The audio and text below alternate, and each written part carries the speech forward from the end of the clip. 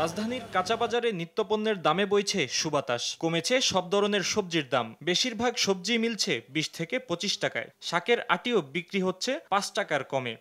এই যে আমরা দেখি না যে বই রয়েছি, কাস্টমার নাই, হস্তা অনেক কাস্টমার নেই। আবার যদি দাম হইতো ঠিকই সব কাস্টমার উঠতে পারতো। অন দাম কম অনেক কোনো কাস্টমারই নেই। শুক্রবারে বাজার দেখেন দোকানদাররা কিভাবে বই রয়েছে। সবজির পাশাপাশি দাম কমেছে মুরগির। সপ্তাহ ব্যবধানে ব্রয়লার ও সোনালী মুরগির কেজি প্রতি দাম কমেছে 10 টাকা। গরু ও খাসির মাংস মিলছে আগের দামেই। তবে মাছের বাজারে কিছুটা উত্তাপ ছড়াচ্ছে ইলিশের দাম।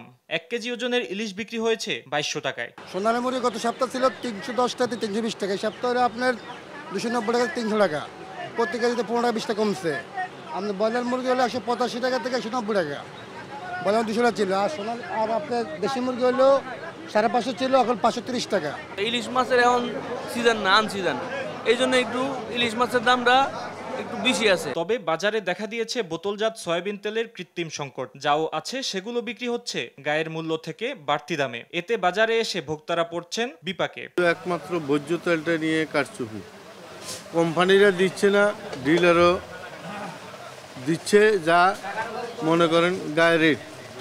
যেমন 852 টাকা কিনা 850 টাকা কিনে আনি, এরপরে লেবারে দিতে 2 টাকা। 852 টাকা কিনে আনি কত বেচুম? কাস্টমারের সাথে আমাদের সাথে বহুত ঝগড়া বিতর্ক। তেলটাই আমি ভোজ্য তেলটার দাম আমি অতিরিক্ত দেখতে পাচ্ছি, এবং যেটা চাচ্ছি সেটা আবার পাচ্ছি না।